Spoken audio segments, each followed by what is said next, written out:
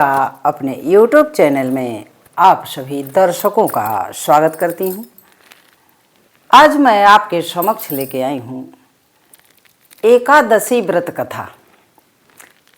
एकादशी व्रत कथा में आज आया है मार्गशीर्ष मास के कृष्ण पक्ष की एकादशी, उत्पन्ना एकादशी। उत्पन्ना एकादशी का नाम क्यों उत्पन्ना एकादशी पड़ा और इसका महात्म्य क्या है, इसके पीछे कथा क्या है, सब मैं आपको ज्ञात कराऊंगी। तो आप लोग मन लगा करके भगवान विष्णु की भक्ति करते हुए प्रेम पूर्वक सुनेंगे, आशा करती हूँ।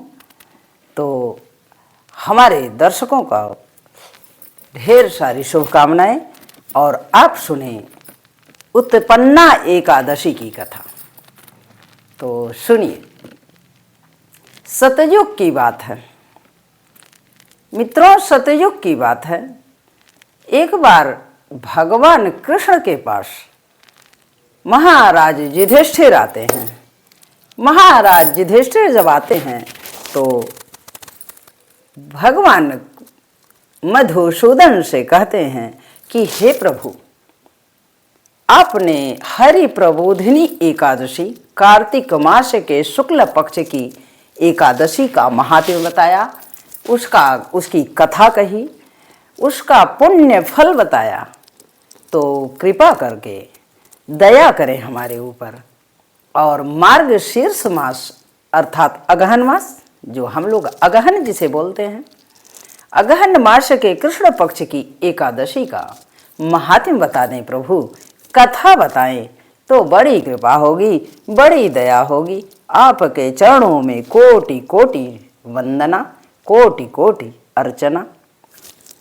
जब भगवान कृष्ण से अनुनय विनय करते हैं महाराज युधिष्ठिर, तो हमारे मधुसूदन कन्हैया तो प्रसन्न हो जाते हैं और महाराज युधिष्ठिर से कहते हैं कि आज आपने बड़ा उत्तम प्रश्न किया है भ्राता, मैं आपको सब बताऊंगा, ध्यान पूर्वक प्रेम पूर्वक सुने। भगवान कृष्ण कहते हैं कि सर्वप्रथम तो उत्पन्ना एकादशी, मार्गशीर्ष मास के एकादशी का व्रत करने वाले, नियम संयम से एकादशी व्रत का पालन करने वाले सदैव सारे संकट से मुक्त होंगे। भगवान श्री हरि की भक्ति करिए और व्रत में आप लोग संयम नियम से रहें, भगवत भक्ति करने का प्रयास करें, मिथ्या भाषण न करें तो अति उत्तम होगा। आपको पूरे व्रत का, उपवास का फल मिलेगा। जागरण करिए, कथा पढ़ें, कथा सुनें और भजन में समय अधिक से अधिक व्यतीत करने का कष्ट करें तो बहुत बड़ी कृपा होगी। हजारों यज्ञ और हजारों गौदान का फल मिलेगा इस व्रत से। इतना बड़ा महात्म्य है इसका। और इसके पीछे एक बहुत सुंदर कथा आती है। वो सुंदर कथा है भगवान विष्णु की, क्योंकि सारी चीजें भगवान विष्णु से ही जुड़ी हुई हैं। वही है इस संसार के पालन करता तीनों लोगों के। तो भगवान विष्णु की ये कथा वो भगवान कृष्ण के रूप में भगवान विष्णु स्वयं कह रहे हैं। एक बार की बात है कि एक नाड़ी जंघा नाम का राक्षस हुआ। उसके एक पुत्र था मुर नाम का राक्षस।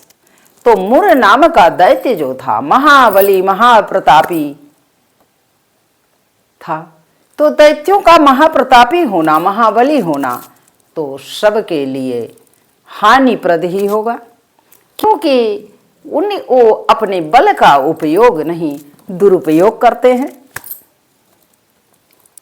वो तो सत्कर्म में लगाते ही नहीं है अपनी बुद्धि को, अपने विवेक को, अपनी सारी क्रियाकलाप को। हानि पहुंचाने के लिए ही वो बने हैं, इसी नाते उन्हें दैत्य भी कहा जाता है। अब मुर नाम का जब दैत्य हुआ तो देवताओं के ऊपर अत्याचार करने लगा। वो चंद्रावती नाम की नगरी में रहता था, अपने परिवार सहित अपने राज्य का लालन पालन करता था। धीरे धीरे उसका समय इतना विराट हो गया कि वह तीनों लोकों पर अधिपत्य जमाने का प्रयास करने लगा। स्वर्ग लोक पर अधिपत्य जमा लिया। इंद्र आदि सभी देवताओं को, वसुओं को, नागों को, कहने का तात्पर्य है कि हर जीव को वह कष्ट देने लगा और सबको प्रताड़ित करके पृथ्वी पर भेज दिया कि आप लोग यहाँ से निकल जाइए, यह मेरा राजकाज है और आपका यहाँ कुछ नहीं है और ना मैं रहने दूंगा।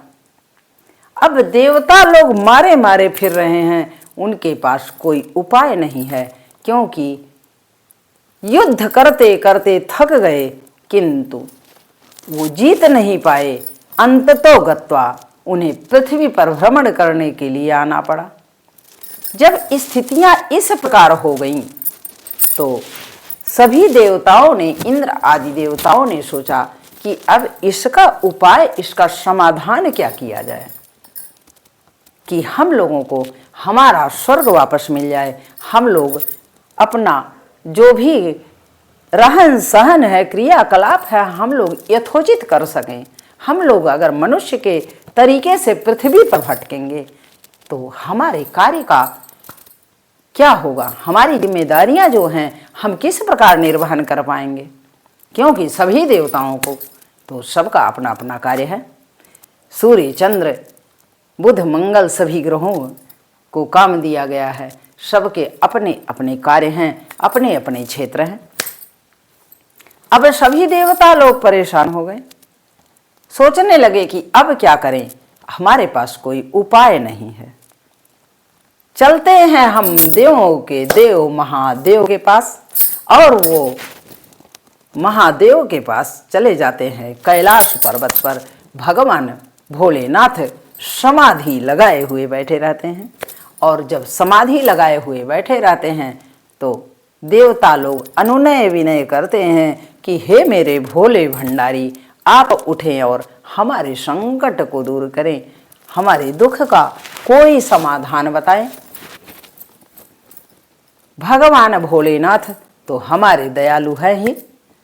भगवान भोलेनाथ ने कहा कि आपका समाधान तो होगा किंतु मेरे वश का नहीं है।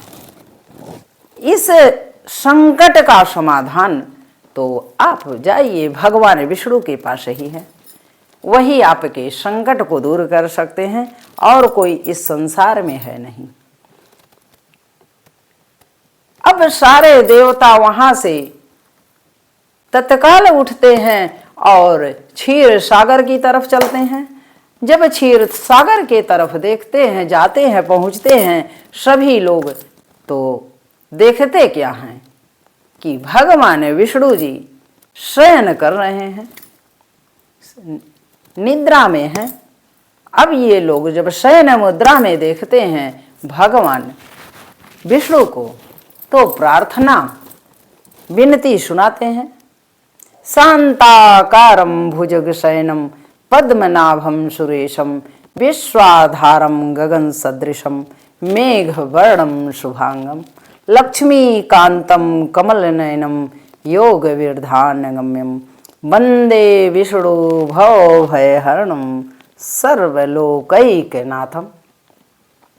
इस प्रकार जब वंदना करते हैं भगवान विष्णु का और अनुनय विनय करते हैं कि हे प्रभु आप जाग जाएं, आप मेरे प्रार्थना को स्वीकार करें। प्रभु हम लोग बड़े संकट में हैं, नहीं तो हमारा क्या होगा, हम लोग दर दर भटक रहे हैं, हमारे पास कुछ भी नहीं है। आज हम लोगों के पास न रहने का ठिकाना, न भोजन का ठिकाना, न कोई व्यवस्था नहीं है प्रभु। हम मनुष्यों की भांति पृथ्वी पर आ गए हैं, अब हमारा कार्यभार कौन संभालेगा। जब इस प्रकार अनुनय विनय करते हैं और वहां प्रार्थना करते हैं, बैठकर कई दिन लग जाते हैं, तो भगवान विष्णु तो अंतर्यामी हैं। वो उठते हैं और देवताओं से पूछते हैं कि आपको क्या संकट पड़ा है, किस प्रकार आप दुखी हैं, क्या आपको हुआ है, किस लिए आप लोग इतनी वंदना इतनी अर्चना कर रहे हैं, मेरी कृपा कर बताएं। सभी देवता एकजुट होकर के अपनी समस्या को बताते हैं कि मुर नाम का दैत्य है, नाड़ी जंघा नाम के राक्षस का वो पुत्र है और वो तीनों लोकों पर विजय प्राप्त कर लिया है। हम लोगों को पृथ्वी पर प्रताड़ित करके भेज दिया है। हम लोगों के पास अब कोई उपाय नहीं है कि हम लोग क्या करें, कोई समाधान नहीं है प्रभु, आप जो चाहें वो करें। भगवान विष्णु कहते हैं कि घबराइए नहीं, मैं जाऊंगा चंद्रावती नाम की नगरी में और मैं उसके साथ युद्ध करूंगा और उसका विनाश तो अब निश्चित है, क्योंकि पापाचार का अति हो गया है। तो अति सर्वत्र वर्जते, क्योंकि अति का तो सदैव विनाश होता है, चाहे वो अहंकार हो आपका, चाहे छल हो, चाहे कपट हो। सबका आहार परमात्मा करने के लिए तैयार है। इसलिए बंधुओं बहनों, इस सब में न पड़ें और भगवान की भक्ति करें प्रेम पूर्वक और धर्म के रास्ते पर चलने का प्रयास करें। यही हमारे जीवन का उद्देश्य है, यही आपके जीवन का उद्देश्य है। अब धीरे धीरे क्या होता है, भगवान विष्णु चले जाते हैं देवताओं के साथ। भगवान विष्णु 10,000 वर्ष तक युद्ध करते हैं, किंतु युद्ध करने के बाद भगवान विष्णु को थकान हो जाती है, किंतु मुर नामक दैत्य वो मरता नहीं है, उसका विनाश ही नहीं होता है। इतनी उसमें क्षमता थी, इतना उसमें पराक्रम था, इतना उसमें प्रताप था। भगवान विष्णु थक जाते हैं जब 10,000 वर्षों तक युद्ध करते करते, तो उनका मन हुआ कि अब नहीं, मैं युद्ध नहीं कर पाऊंगा, क्योंकि अब मुझे विश्राम की आवश्यकता है। तो पहाड़ की कंदरा में हेमावती नाम की बहुत लंबी गुफा थी, योजन भर की गुफा थी, और उसी गुफा में जा करके भगवान विष्णु छुप करके शयन करने चले जाते हैं कि थोड़ा आराम मिल जाएगा, पुनः युद्ध आरंभ करूंगा। इस उद्देश्य से भगवान विष्णु जब हेमावती नामक गुफा में अंदर चले जाते हैं, किंतु उसका अहंकार, उसका विनाश होने का जो जड़ था वो तो पीछा छोड़ेगा नहीं, क्योंकि उसे मरना था। और वह क्या किया, भगवान विष्णु के पीछे पीछे हो लिया और अंततो गत्वा जा करके वो वही गुफा में भगवान विष्णु के पास पहुंच गया। जब पहुंच जाता है तो देखता के क्या है कि प्रभु तो आराम फरमा रहे हैं। जब भगवान विष्णु को सोया हुआ देखता है तो उसका और भी अहंकार प्रस्फुटित होता है और वह प्रहार करने के लिए ज्यों ही मुड़ता है, त्यों भगवान विष्णु के नेत्रों से, भगवान विष्णु के तेज से एक देवी का प्राकट्य होता है। श्वेत वस्त्र में एक देवी उत्पन्न होती हैं, प्रकट होती हैं और सभी अस्त्र शस्त्र से सुसज्जित, और जब सामने आती हैं विराट रूप में, तो यह देख करके अचंभित हो जाता है और फिर सोचता है कि भगवान विष्णु तो कुछ हमारा कर नहीं पाए, तो ये नारी क्या करेंगी। यही सोच करके उनके ऊपर झपट पड़ता है, और जब झपट पड़ता है तो क्या होता है कि माता जो देवी रूप में आई थी वो क्या थी? माता एकादशी थी, उत्पन्न हुई थी। इसी कारण उनका नाम उत्पन्ना एकादशी पड़ा। उसी दिन एकादशी की उत्पत्ति हुई थी। भगवान विष्णु के एक अंश थी वो, और जब उत्पन्न होती हैं तो